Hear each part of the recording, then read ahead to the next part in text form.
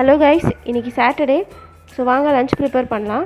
கருவாட்டு குழம்பு தான் வைக்க போகிறோம், ஏதோ எனக்கு தெரிஞ்ச மாதிரி. அது என்னன்னு தெரியல, நான்வெஜ்ஜில் மற்ற ஐட்டம்ஸ் வந்து நல்லா பண்ணுவேன். பட் இந்த மீன் குழம்பு கருவாட்டு குழம்பு வந்து சரியாக பண்ண மாட்டேன். டேஸ்ட் வந்து மாறிடும் நான் பண்ணுறதுக்கும் வீட்டில் பண்ணுறதுக்கும். ஸோ இன்றைக்கி தனியாக ட்ரை பண்ணுறேன், எப்படி இருக்குன்னு பார்ப்போம். ஸோ தாளிக்கிறதுக்கு வந்து கடலை எண்ணெய் எடுத்திருக்கேன். கடலை எண்ணெய் சூடானதுக்கப்புறம் கடுகு வெந்தயம் போட்டிருக்கேன். அப்புறம் கருவேப்பிலை, பூண்டு வந்து தட்டி போட்டிருக்கேன். ஸோ இது நல்லா வதங்கினதுக்கப்புறம் நம்ம கட் பண்ணி வச்சுருக்க வெங்காயம் ஆட் பண்ணணும். இது வந்து ஓரளவுக்கு வதங்கினா போதும், நல்லா வதங்கணும்னு இல்லை. ஸோ ஓரளவுக்கு கொஞ்சம் டிரான்ஸ்பரண்ட் ஆனால் போதும். இப்போது தக்காளி ஆட் பண்ணுறோம். ஸோ தக்காளி ஆட் பண்ணியும் நல்லா வதங்கணும். தக்காளி கூடவே வந்து நம்ம கல் உப்பும் சேர்த்து போடுறோம், ஏன்னா தக்காளி நல்லா வதங்கும். குழம்பு தாளிக்கிறதுக்கு முன்னாடி இந்த நெத்திலி கருவாடு வந்து நல்லா சுடு தண்ணியில் போட்டு க்ளீன் பண்ணி வச்சுருக்கேன். ஸோ வெங்காயம் தக்காளி நல்லா வதங்கினதுக்கப்புறம் நம்ம அதில் வந்து மிளகாத்தூள் ஆட் பண்ணுறோம். நீங்கள் தனி மிளகாத்தூளும் போட்டுக்கலாம். நான் வந்து குழம்பு மிளகாத்தூள் எடுத்திருக்கேன், அதாவது மிக்ஸ் பண்ணி அரைப்பாங்களா அந்த மிளகாத்தூள். ஸோ இது வந்து 2 ஸ்பூன் போட்டிருக்கேன். கூடவே வந்து புளி கரைச்சி வச்ச தண்ணியும் நம்ம தேவையான அளவுக்கு ஊற்றிக்கிறோம். அவ்வளோதான். இப்போ இதை வந்து மூடி போட்டு ஒரு 5 to 10 மினிட்ஸ் ஹை ஃப்ளேமில் வச்சு நல்லா கொதிக்க வைங்க.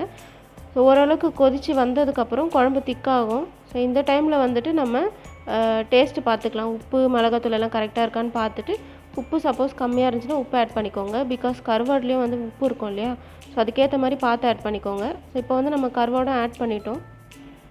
ஸோ பக்கத்துலேயே பார்த்தீங்கன்னா ரசமும் வச்சுட்டேன். பிகாஸ் ரசம் வந்து டெய்லி கேட்பார் ஹஸ்பண்டு, ஸோ அதனால் அவருக்கு வந்து ரசமும் வச்சாச்சு. கருவாட்டு குழம்பும் ஓரளவுக்கு ரெடி ஆகிடுச்சு. ஸோ இப்போ வந்து கட் பண்ணி வச்சுருக்க கொத்தமல்லி நல்லா தூவி விட்டு ஸ்டவ் ஆஃப் பண்ணிட வேண்டியதுதான். அவ்வளோதான், கருவாட்டு குழம்பு வந்து ரெடி ஆகிடுச்சு. ஸோ ஆஸ் யூஷுவல் நம்ம செஞ்சதை வந்து வேறு பாத்திரத்தில் மாற்றி எல்லாமே அடுக்கி வச்சாச்சு. வந்ததுக்கப்புறம் சாப்பிட வேண்டியது தான். எனக்கு வந்து நெத்திலி கருவாடு வந்து ஃப்ரை பண்ண ரொம்ப பிடிக்கும். ஸோ இந்த வாட்டி வந்து குழம்பு வச்சுருக்கோம். பாப்போம் வந்து என்ன சொல்கிறாருன்னு சொல்லிட்டு. ஸோ அவ்வளோதான், வேலையெல்லாம் முடிச்சாச்சு. கிச்சனுக்கு ஆஸ் யூஷுவல் ஒரு பாய் சொல்லிவிட்டு நம்ம நெக்ஸ்ட்டு வேலையை பார்ப்போம். அடுத்து ஃப்ரெஷ் ஆயாச்சு. ஸோ லிப்ஸ் தான் பார்த்துட்டு இருந்தேன். எனக்கு எப்போவுமே ட்ரை லிப்ஸ் தான். நிறைய லிப் பாம் யூஸ் பண்ணியிருக்கேன். ஸோ இப்போ வந்து புதுசாக ஒரு லிப் பாம் ஆர்டர் போட்டிருக்கேன். எப்படி இருக்குன்றது யூஸ் பண்ணிவிட்டு ரிவ்யூ சொல்கிறேன்.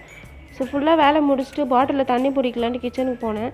பார்த்தா இந்த தவளை வந்து நல்லா கலர் மாறி இருந்துச்சு. சரி, இருக்கிற வேலையில் இதுவும் ஒரு வேலைன்னு சொல்லிட்டு ரசத்துக்கு ஊற வச்சுருந்த புளி இருந்துச்சு, அதுக்கப்புறம் சபீனா. ஸோ இது ரெண்டுமே வச்சு நல்லா தேய்ன்னு தேய்ச்சேன். என்னன்னு தெரியல, கலர் மாறிடுச்சு. பட் நம்ம ஃபேஸில் இருக்கிற மாதிரியே நிறைய டார்க் ஸ்பாட்ஸு இந்த தவளையிலையும் இருந்துச்சு. அது எப்படி வைக்கிறதுன்னு தெரியல. நீங்களே பாருங்களேன், அது என்ன பண்ணால் போகும்னு தெரியல. சரி, இன்னொரு வாட்டி நல்லா தேய்ச்சிக்கலான்னு சொல்லிட்டு அகெயின் தண்ணியெல்லாம் ஃபில் பண்ணி வச்சுட்டேன்.